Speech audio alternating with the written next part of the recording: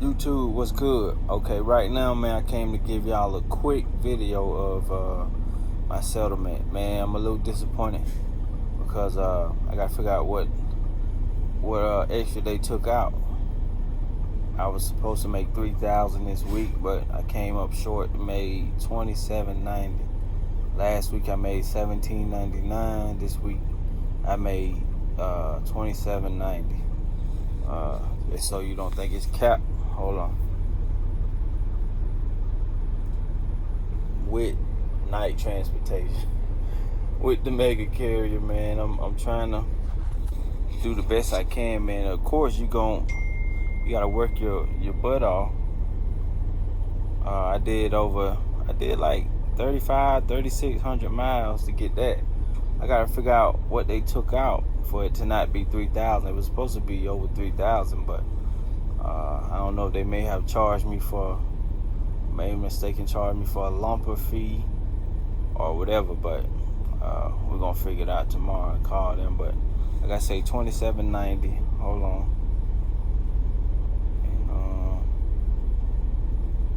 I gotta get some work done to my truck, so next check gonna be, pretty average. Gonna be around in between 1,600 to 1,900. Where's my email? I want to make sure I don't show. No, I'm supposed to show, but I just want to show the gross real quick. Let me turn the brightness on, because one video guy talking about, can you turn the brightness down so we can see it if you for sure? $27.90, man. I don't know how that look on y'all end, look upside down, but anyway, that's my check for tomorrow. And yeah, man, I'm used to driving hard like that. Maybe in the future, I slow down a little bit if I ever go somewhere to where like Landstar or whatever. I won't have to drive so hard, but I'm used to it, man. That's how I did. That's how I started in 2015. My trainer put me in the truck, and he was thinking I was gonna take it easy. Man, I did a full 11-hour shift with 1 minute to spare.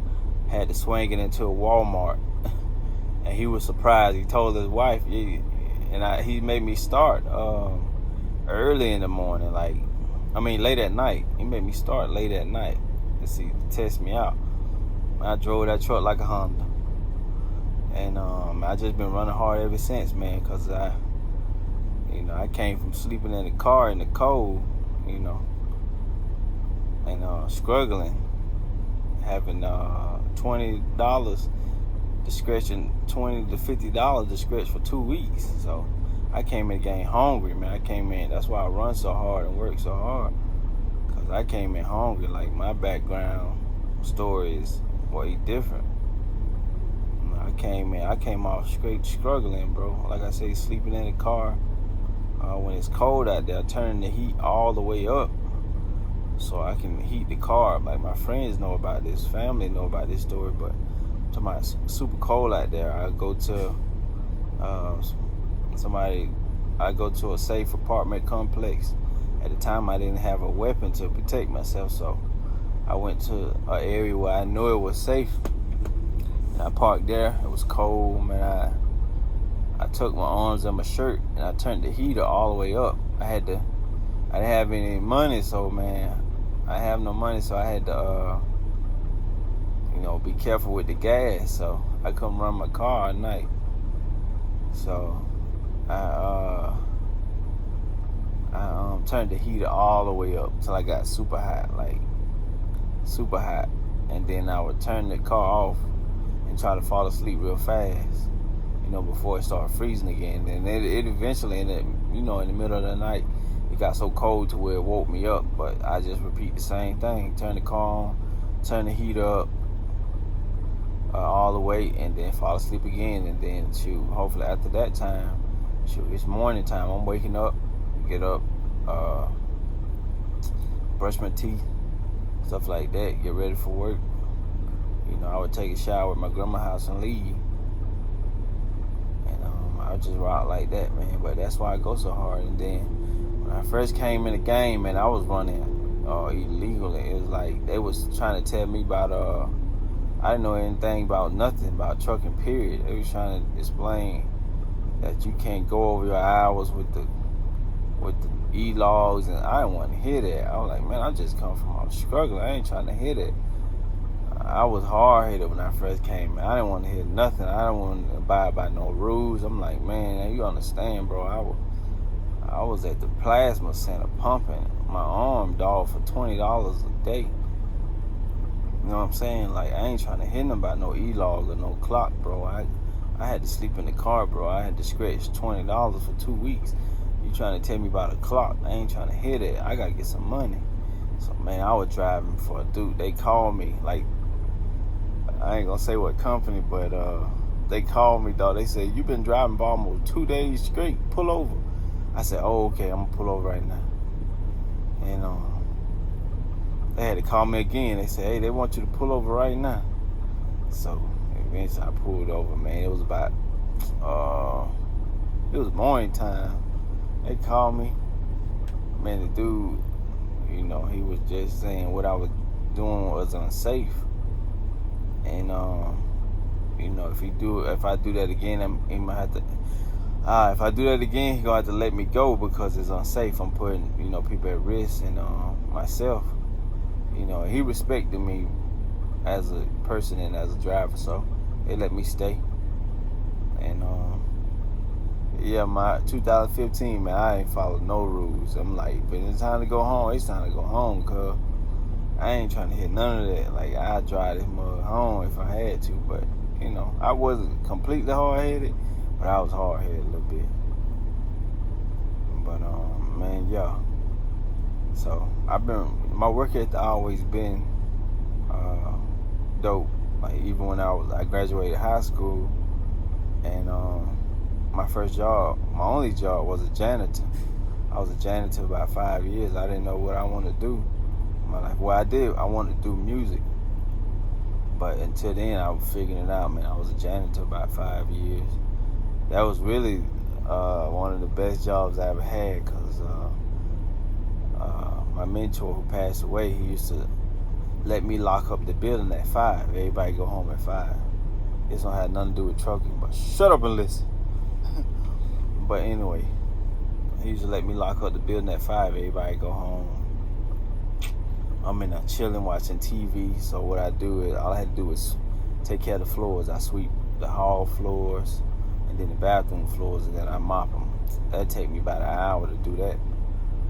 An hour and a half. And then I'm there for an hour. So I'm sitting down chilling, watching TV. Man, I used to leave the building to go to see girls. I used to leave the building, go see girls. I used to invite girls up there to my job before they put the cameras in there to chill with me. Doing whatever at work, man. I'm talking about, I did everything you could think of at work. Everything. Well, not everything, but like I said, had a girl come see me at the job. Man, I would leave, go play basketball. Long as you set that alarm when it was time to go home. Like, I went home at, I was there from like 5 to 9. And I get off at 9. So I would come back at like 8:48 or something like that. Sometimes I set the alarm and then go back home or wherever I was after I just, man, I was wilding, bro. But I used to go play basketball, go see females, go get something to eat, have females come see me at the job. Man, I was tripping. I was young and wilding. But yeah, man, so long story long, friends and brother told me about trucking, and I was lying to him, say, yeah, I'm gonna check it out, and eventually I was laying on the couch one day in Thomasville, Georgia, at my mom's house. I would live with my mom at this point, and I just jumped up off the couch and gave me the number. He called, he told me to call, and I went through a WIA program, which is they make you take some tests, the same type of test you take in high school, same stuff. So I passed it, and they pay you your schooling for you. I think my schooling was like $6,000 at TDI Trucking, one of the best schools in the nation, baby. In Forsyth, Georgia, man. It was only 3 weeks. That's all I needed. I was hungry. I'm like, I ain't trying to be in school for 8 weeks, bro. It don't take that long to learn how to back a truck. For me. No shade to nobody else, but for me, all I need to show me how to do is shift. Show me how to shift. Show me how to back. I got that mug in 3 weeks. Now, the permit part, I failed the first time because I wasn't taking it serious, man. I was going back to the hotel room, watching YouTube, watching TV, stuff like that. I wasn't taking it serious. And I should have, knowing that after what I had done been through. So after I failed the first time, they give you another time to take it before they kick you out the hotel. So me and my somebody I consider a brother of mine, we buckled down, man, started taking it serious. I passed my permit part, then I waited for him to make you go in groups. I waited to see that he passed, man. I was nervous. After I passed mine, I couldn't even be excited because I was waiting on him to give me the signal, did he pass or not. So I seen him get up from the computer and he walked. I'm like, boy, hurry up and give me a signal, man. I'm nervous so I can relax. He looked at me, gave me the thumbs up. Man, all I could do was exhale, and man, I was just excited from that point on. After that, man, we started taking it serious. I was the first one in my class to have to go test, like the actual test. So, I don't know, I might have told this story, but y'all listen again. The lady said, I'm sorry, honey, you got the whole truck. So I had to pre-trip the whole truck. I wasn't tripping because I had them tighten up. Man, I was walking through there telling that lady everything about that truck. Like it was like I say, it was a Honda or something. I went from the tractor to the trailer. Then we do the backing first, and I forgot what we did first. Pre-trip, then we did the backing, then we did the road test. So I did the backing. The lady said, "Oh, that was a pretty maneuver." Yeah, I know. And shoot. After I did my road test, I'm sitting there waiting. She's sitting there marking the book. Man, the inside of me say, "Hurry up, tell me, lady. Did I pass or not?" That's what I wanted to say, but I'm just sitting there patiently. I'm about to jump out the edge of my seat. Like, did I pass or not? Did my life change or not? Tell me now. So she looked at me. I said, "Did I pass?" She said, "Yeah, you passed." Oh, boy. Oh, man, I thought about all of the food I can eat. All of the cars I can drive. All of the women I can cake. I'm just playing by the women part, but man, I just thought about everything I could do with my life. All jokes aside, man. And shoot, it been on ever since, bro. First year, went to US Express. 6 months, unloaded my trailer, Dollar Tree account. It was okay. I really ain't like it too much. I said I can't see myself doing it for the rest of my life. Left, went to night for a year. My first year, I was taking care of a female and her kid. I was paying rent for a place I wasn't even staying at. Losing money, really, man. But my first year, dog, I saved $18,000. Now, it would have been 25 to 30, but like I say, I was helping, people and taking care of taking care of her and her kid at the time. Like, we're not together no more, but I was, dishing out money, man. I could have had a few trucks my first year because I was hungry, but I was only able to save $18,000. And then I fell into some times where I had to pay for past debt that I owed before I got into trucking. So I could have had my own truck back in 2015. But at the time, I had 1 foot in and 1 foot out of trucking.